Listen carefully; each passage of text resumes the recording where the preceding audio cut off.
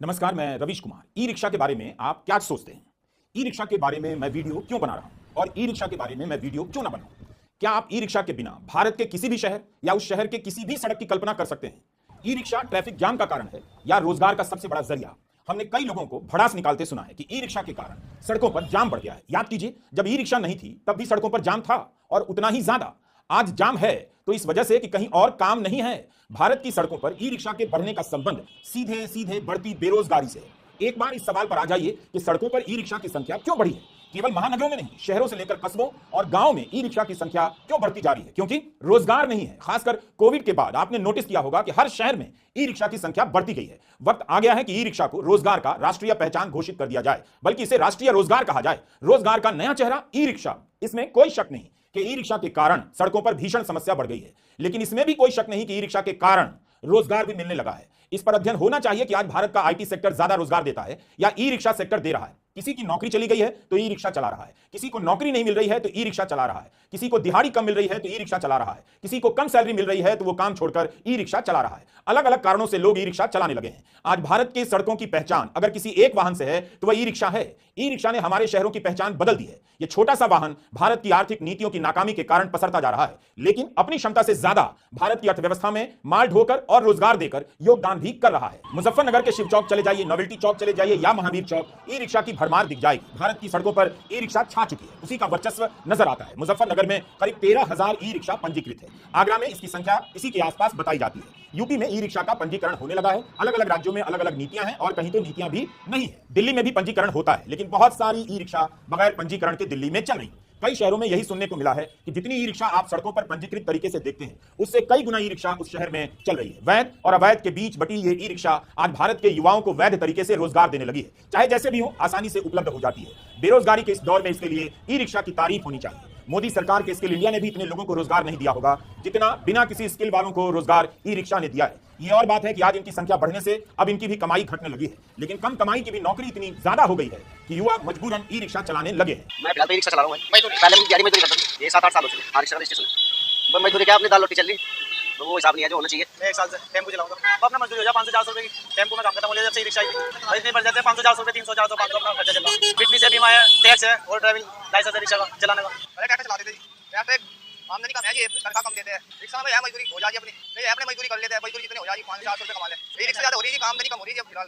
पढ़ाई तो ये इंटर तक रखी, नौकरी तो लग रही नहीं, क्या करें, नौकरी मिली नहीं, क्या करें। तो आज हम बात करेंगे भारत के सबसे तेजी से उभरते रोजगार के सेक्टर ई रिक्शा रोजगार सेक्टर की। भारत ई रिक्शा नेशन बन चुका है। इसके जरिए आपको भारत की अर्थव्यवस्था के तमाम सुनहरे दावों की जांच करने का मौका भी मिलेगा। पहला, ई रिक्शा कौन चलाता है, ई रिक्शा से कौन चलता है? भारत के शहरों में सार्वजनिक परिवहन नाम की चीज नहीं, लेकिन ई रिक्शा ने अपने आप सस्ते सार्वजनिक परिवहन का रूप ले लिया है। वक्त आ गया है कि हम ई रिक्शा को सरकार की योजनाओं में शामिल करें, सार्वजनिक बहसों का हिस्सा बनाएं, इसकी तकनीकी क्षमता में सुधार करने की दिशा में काम करें और सड़कों पर चलने की सही नीति बनाएं, ताकि ई रिक्शा चलाने वालों को हफ्ता ना देना पड़े और ताने ना सुनना पड़े कि इनकी वजह से जाम बढ़ गया है, बल्कि तारीफ हो कि इनकी वजह से भारत में काम मिल गया है। अगर आप किसी भी तरह से इस भ्रम में हैं कि इससे पर्यावरण का भला हो रहा है, तो आप अपनी जानकारी दुरुस्त कर लीजिए। इसमें इस्तेमाल होने वाली बैटरी के कारण पर्यावरण को खतरा भी पहुंच रहा है, जिसके बारे में आपको मीडिया में कई रिपोर्ट मिल जाएगी। सही नीति और व्यवस्था से इसका समाधान किया जा सकता है, लेकिन रोजगार के इस उभरते सेक्टर की बात पहले होनी चाहिए। अगर आप दर्शकों में से कोई ई रिक्शा चलाता है तो आप इस वीडियो को खुद भी देखिए और दूसरे साथियों को भी दिखाइए। अगर आप नहीं चलाते हैं ई रिक्शा, तो ई रिक्शा को सलाम भेजिए, जाम के लिए लानत नहीं।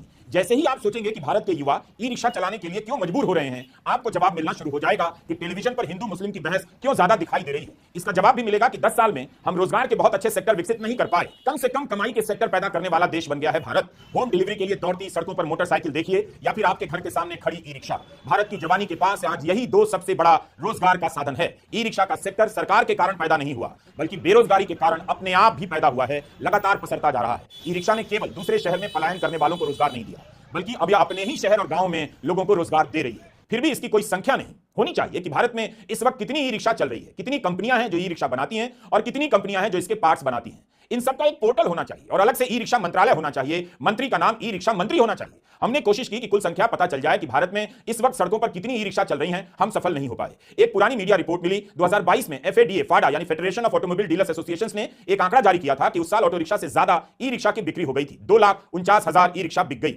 सरकार को यह आंकड़ा जारी करना चाहिए कि पिछले 5 वर्षों में खासकर कोविड के बाद कितनी ई रिक्शा बिकी है, ई रिक्शा से कितने लोगों को रोजगार मिला है और उसमें जो ई रिक्शा चलाते हैं वो दूसरे सेक्टर से बेरोजगार होकर आए हुए युवा कितने हैं, इसकी संख्या हमारे सामने होनी चाहिए। भारत के तमाम शहरों की सड़कों और गलियों में आज अगर किसी एक वाहन का राज है तो वो ई रिक्शा है। ई रिक्शा के कारण आज लखनऊ से लेकर पटना, मुजफ्फरनगर से लेकर आगरा, आगरा से लेकर अलीगढ़, अलीगढ़ से लेकर दिल्ली की सड़कें एक जैसी दिखाई देती हैं। इन शहरों के बीच इतिहास को लेकर भले आप फर्क कर सकते हैं, मगर ई रिक्शा ने इन सभी का वर्तमान और चेहरा एक जैसा बना दिया है। हर शहर में अगर कोई एक चीज कॉमन है तो वो है ई रिक्शा। बल्कि सड़कों के ऊपर अलग अलग ब्रांड की कारें आर्थिक असमानता के अलग अलग स्तर का दर्शन कराती हैं, लेकिन ई रिक्शा को देखते ही एक वर्ग की आर्थिक समानता दिखाई देने लग जाती है। हो सकता है कि आपके सामने से गुजर रही मर्सिडीज, इनोवा या नेक्सॉन दिखाई ना दे, लेकिन ऐसा हो ही नहीं सकता कि आप सड़क पर खड़े हों और आपको ई रिक्शा दिखाई ना दे। हर ई रिक्शा एक जैसी दिखती है, लेकिन ई रिक्शा बनाने वाली आज इतनी कंपनियां हैं कि उनके बारे में पता करने जाएंगे तो खुद ही ई रिक्शा बनाने लग जाएंगे, चलाने लग जाएंगे, घर नहीं लौट पाएंगे। 2010 से ई रिक्शा का आगमन शुरू होता है। उसके पहले याद कीजिए क्या तस्वीरें आप देखते थे, किस तरह की खबरें पढ़ते थे।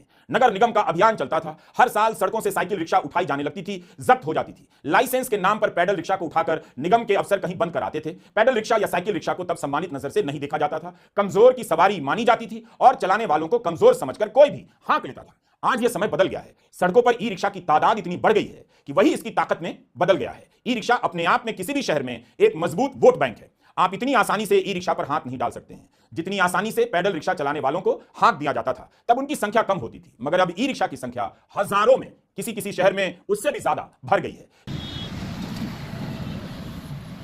साइकिल रिक्शा पर काम करने वाले राजेंद्र रवि ने कहा कि लंबे समय तक सरकारों ने बहुत कोशिश की कि साइकिल रिक्शा सड़कों से गायब हो जाए, लेकिन कामयाबी नहीं मिली। उनका यह काम ई रिक्शा के आते ही अपने आप हो गया। आज साइकिल रिक्शा विलुप्त होती जा रही है। साइकिल रिक्शा चलाने वाले ई रिक्शा चलाने लगे हैं और ई रिक्शा चलाने वालों में नए नए क्षेत्र से युवा भी आने लगे।